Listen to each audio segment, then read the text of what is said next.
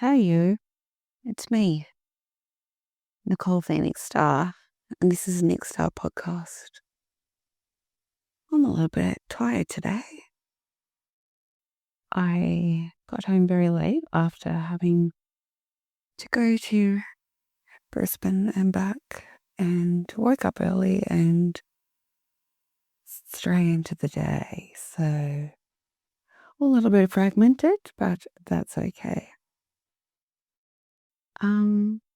It's been such a fascinating week yet again. As a few days ago, it was 1 year since I returned to Australia. And I realised that as I was going for a walk. And so I kind of settled into a bit of reflection and inquiry around that and what a year it's been and how settled and happy I am in Australia, and how that used to be somewhat surprising until I decided to stop being surprising by it and integrate it as my new normal. I am blown away at all the things that have happened this year since landing here, taking a moment to reflect on kind of all the stages and all the things and all the modules and all the moments, and yeah, vast, so vast. And that led me into a whole other bit of inquiry about how I used to have this like complete recoiling energy around ever living in Australia again. And yes, I did spend a year and a half in Australia during COVID, but that doesn't seem like a real time. That was just a odd thing.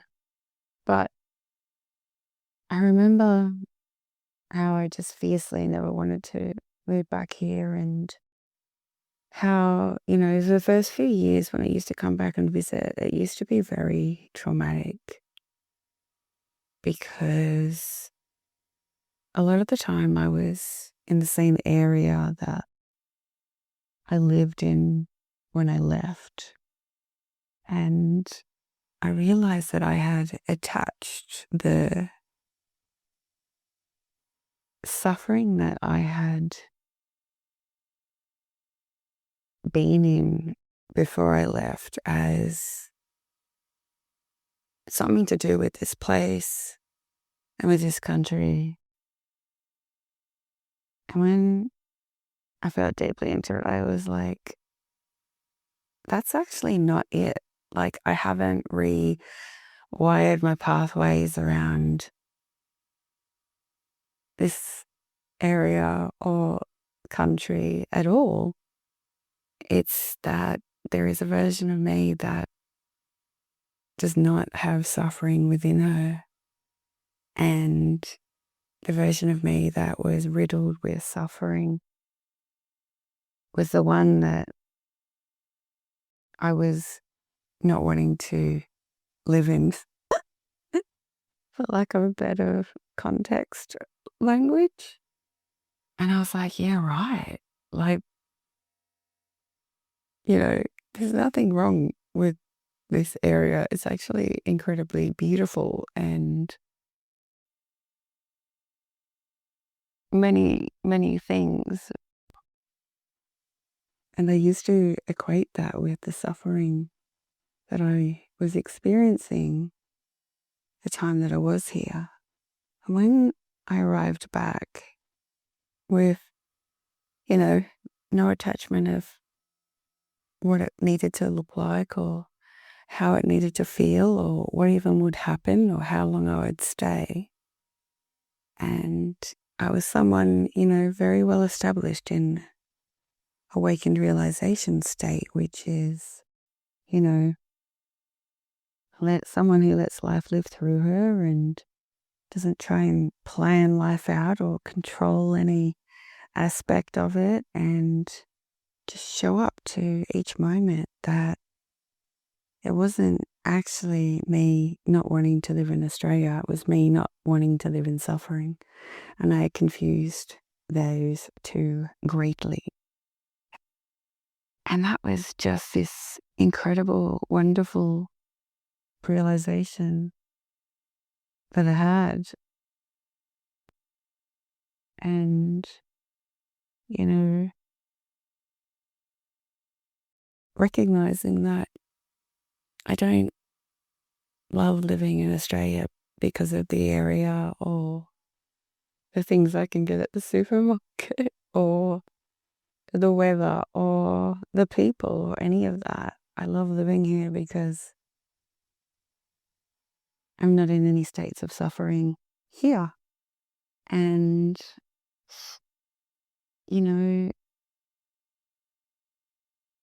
I loved living in Bali because as soon as I arrived, I was thrown into looking at that suffering and being able to see it through a different lens and, ultimately work diligently and profoundly on it. But I wasn't in the awareness that that's what I was doing. And recognizing that I hadn't lived there before in suffering like I had Australia, and therefore that energy wasn't present, and every time I go to a new country, it's new, suffering. Nick had not been there. It's been quite the profound realization that, we hear of so many people running away from places and people and things, but they can't run away from themselves. And somehow, the same feelings and experiences turn up in wherever they go and aren't willing to kind of look at the common denominator, and that is the self. Yeah, it's been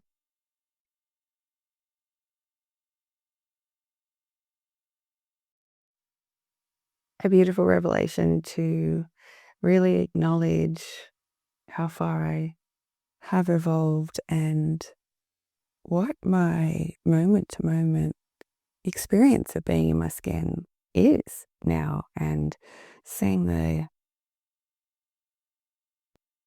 duality of a version of me in the same place is very enlightening. And then just last night on my trip to Brisbane, I had another profound, hilarious moment when I walked into the Queensland Performing Arts Centre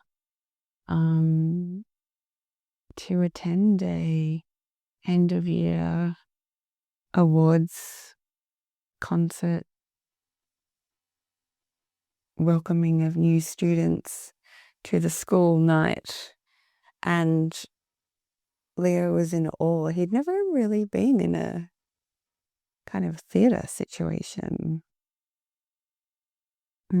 Where grand events are held, and he was quite in awe. And he said, we've got really good seats. And I said, last time I was here, I was sitting, and I pointed where it was. And he said, when was that? And I said, on my birthday. And he goes, so that was 6 months and 5 days ago? I said, yeah. And I said, do you know what? When I sat in that chair, I was in this wild, wild, wild state because I'd spent all afternoon in my journal because I'd had this vision and download of you going to boarding school and how next year would look. And I'd kind of mapped it all out and I had no idea what the school was. And it was only like a month after that I started even looking at schools. And here we are in exactly the same theatre, stepping into, you know, the introduction of year 7 students at the exactly same place. And I sat and looked at that stage, and I had attended this talk of this woman, an author, who talked about how her life had unfolded in the most unimaginable way, essentially. And I sat there and knew that our lives would always end from this boarding school journey would do the same. And I'm having a conversation here now with you about that. And how absurd that I'm in the same theatre where all of this happened. In fact, I've got the same jacket in my hand. And we talked a lot about what it meant for me, because we'd only really talked about him going to boarding school and what it meant for him. And we had this very vulnerable and deep, beautiful conversation. And yeah, the night was wild. Like, the principal was giving his, end of year summation kind of speech, and in the middle of it, he's like, was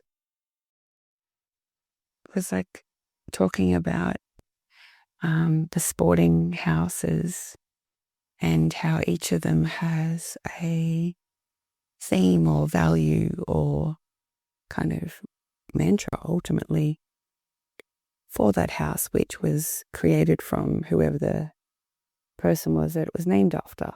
And he goes, I think I can explain this better in a song. And I was like, wow. And he left the microphone podium and ran over to the grand piano, where he started playing Elton John's version of Candle in the Wind, and then started singing these lyrics about the school houses and what they meant, and in this full musical theatre song. And it was like an episode of Glee. And I was like, wow, this is insane. And Leo was loving it. And he finished his song and he came back to the microphone podium and he goes, yeah, I think that says what I was wanting to convey. Anyway, I'd also like to thank, my personal assistant, and just went on with his speech. And I was like, oh yeah. And it was just an extraordinary experience of life moving forward. And there was this full choir and full orchestra. It would have been over 100 people. And it came up on the screen that they were going to sing You're the Voice by John Farnham. And all of a sudden, the lights went down and you could hear this single clap, which sort of started in the music, in the cadence of the song. And then more people started clapping. And then other people started clapping. And then like one instrument would come in, another instrument come in, and like the different variances of voices, like the high ones, the low ones, I don't know what they're called, all started singing, and this whole, again, production happened. And then the crowd started clapping, and like you're the voice clapping as they were clapping. And then this saxophone, this female saxophonist, just went into this huge solo and blew the roof off. And I was just sitting there going, wow, I didn't know we were going to get the Glee version of New Boarding School Land tonight, and I'm here for it. I'm loving it. And yeah, it was such a trip, and Leo was just in awe, so happy, loving it. And I was loving that he was loving it. And then a little later on, another teacher who was like a development something or other, and she was talking about the theme of 2025 as a school and taking one of the words out of the school motto, which was resilience, and how they had all applied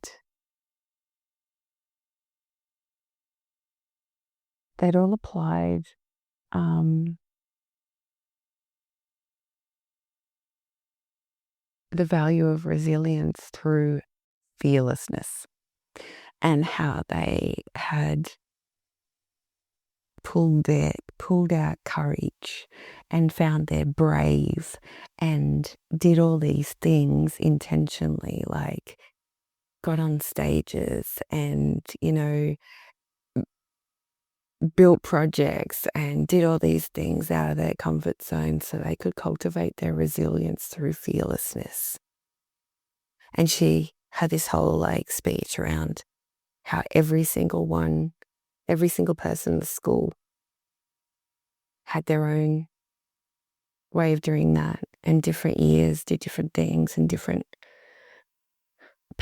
clusters did different things, and how everyone was seen and valued for their fearlessness to cultivate their resilience. And I'm like, oh my God, I am loving this shiz so much. And I was like, nudging Leo, and he's like, how much have we spoke about resilience in the last few months? I said, yeah, you taught me a big piece around it when we moved the mattress. And he just looked at me, and I just looked at him, and then we looked at the stage, and we just was like, okay. I think we've landed in a